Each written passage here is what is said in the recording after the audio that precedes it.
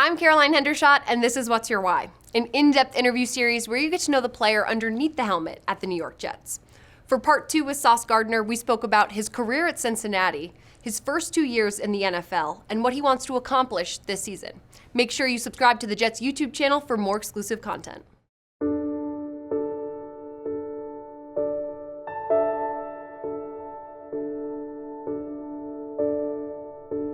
So when did going to college for football really start to become a reality for you?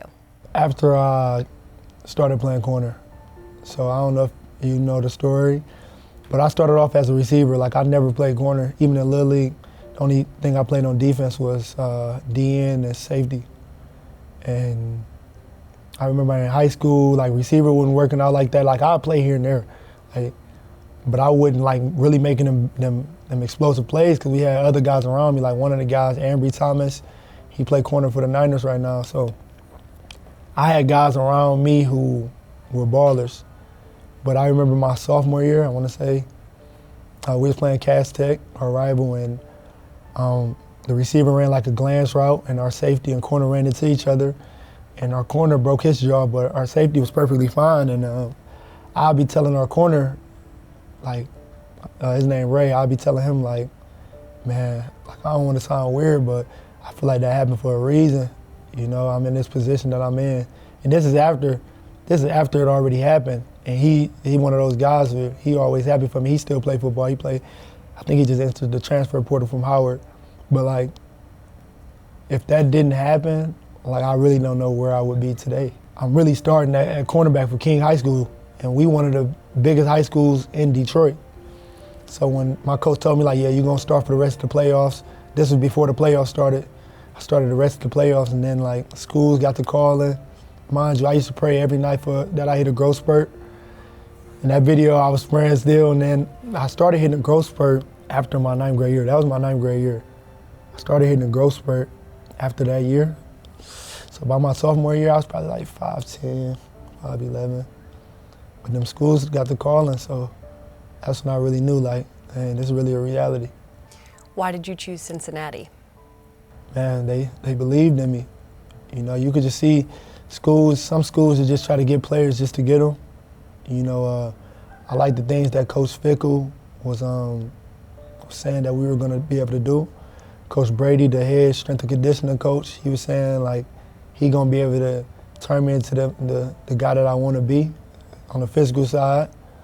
And they both were men of their words. You know, they did just that. You know, and we made something special happen. We went to the college football playoffs. Fortunately, we didn't make it all the way, but we still made history.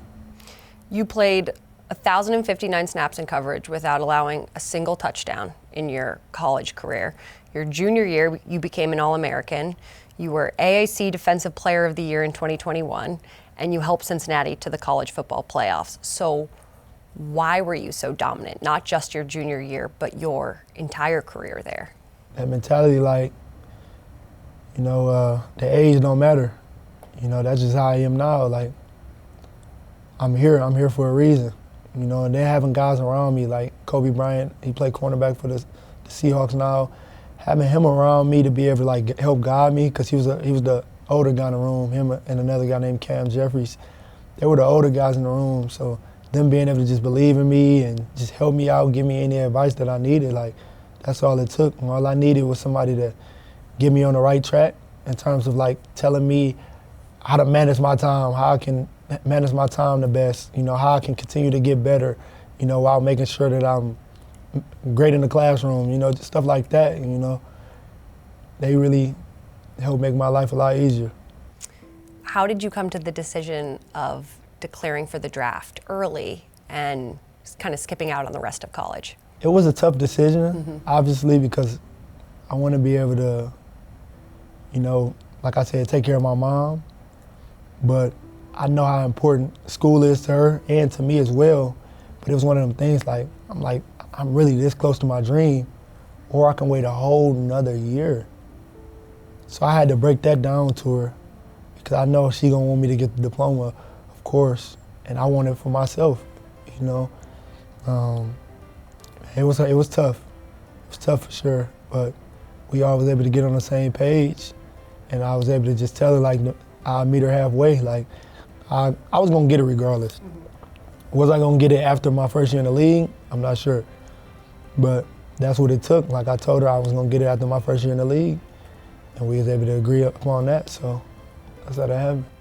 So going into the draft, what did you expect for yourself? Whatever is the team for me, you know, that's where I'm gonna end up.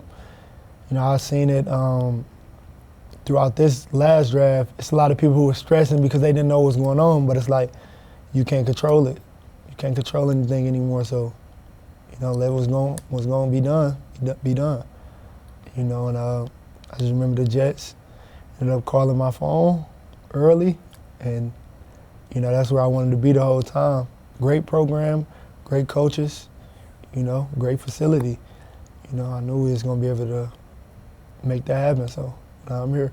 What did it mean to you to go 4th overall to the team that you wanted to go to?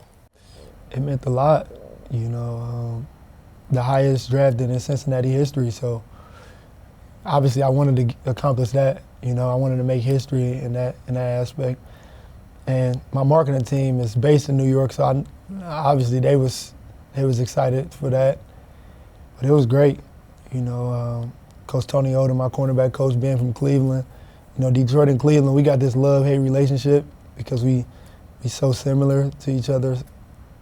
But not me and my cornerback coach. Detroit and Cleveland have the love-hate relationship, but, you know, being able to be coached by him, you know, is what I wanted, you know.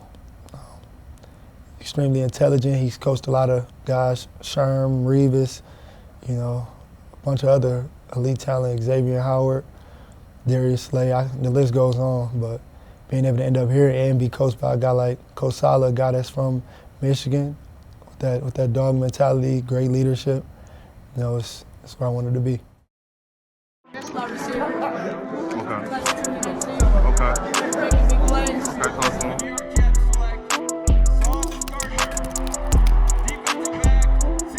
You know, I actually feel like, you know, I made it to the NFL now. Me being the 4th pick, you know, everybody watch what I do. I'm off the red line.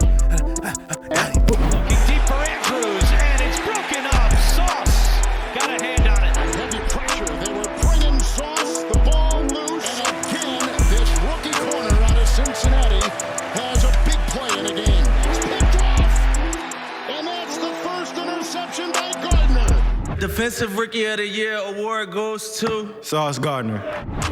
Snapped in time on 3rd down. Knocked away in the end zone. I'm willing to sacrifice and do whatever it takes so that way we can win. You know, so I feel like it's God's plan just being here. So you get to the Jets, and in your first 2 years in the league, you're Defensive Rookie of the Year, 2-time first-team All-Pro, 2-time Pro Bowler, and you're shutting down some of the best receivers in the league. Do you think you expected to accomplish all of that so quickly? I used to pray for it. You know, God answered my prayers. You know, I prayed for it every night. So it's not one of them things I was surprised about. You know, obviously I was proud of myself, but I used to pray to get All-Pro, Pro Bowler, and Defensive Rookie of the Year my first year. And after that, you can only be a rookie once, so then they went to, all right, let me get Pro Bowl, All-Pro, and Defensive Player of the Year. Obviously, one of them didn't happen, but, you know, we're gonna keep going.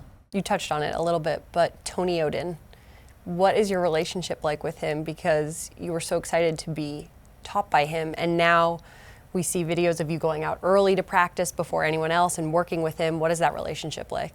Man, we have a great relationship. He one of those coaches, like, if you slacking or if it's something that needs to be said, he gonna tell you. You know, he gonna be honest. And he never let you get complacent. He never let me get complacent at all. It don't matter how much success I'm having. He always gonna be the guy to get me back to square one. Like, the job is not finished at all. You know what I'm saying? So that's why I feel like the love I have for him is so strong.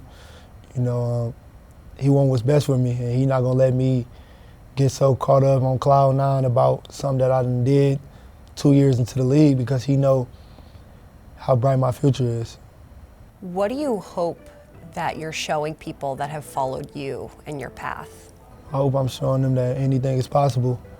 You know, it don't matter where you come from, no matter the circumstances that you're put in or the things that you go through. You know, as long as you want it to happen for you, and then it's able to happen, it's possible. You talk a lot about staying on the right path and fulfilling your purpose. Do you feel like you're fulfilling your purpose right now? Most definitely. You know, I feel like I'm fulfilling my purpose because I'm being able to be the example and a motivation to others. I'm being able to impact others, and I feel like that's why I was put on this earth, to be able to help other people. What are the next steps for you? Just want to get 1% better every day. Whatever that means, just 1% better. Just keep working day in, day out, being the best teammate I can be, the best son I could be, best everything that I could be. You know, I can already feel like, I feel it. My role right now is different than my role last year and the year before. I'm more of a voice now, so, you know, being a leader on this team, you know, that's the next step, being able to be vocal, being able to back up the things that I talk about, you know, because when it comes to being a leader and talking about things, you have to show that you're capable of doing those things as well. So. Last one for you. I know that this team's goal this year is obviously the Super Bowl, but I know Sauce always has goals of his own. What are your goals for the 2024 season? We're gonna keep grinding for Defensive Player of the Year. I said last year MVP. We're gonna keep grinding towards that too, because, you know, me saying that just means I have to do things that's never done before, you know, because obviously I don't know if a corner has ever won an MVP. Probably got a, like I said last year, .000, a lot more zeros and 0.1% chance of accomplishing it, you know, but that's just gonna help bring the best out of me. Awesome, appreciate the time, Sauce. Thanks. Appreciate you. Thanks for watching. Make sure you subscribe to the Jets YouTube channel for more episodes of What's Your Why throughout the season.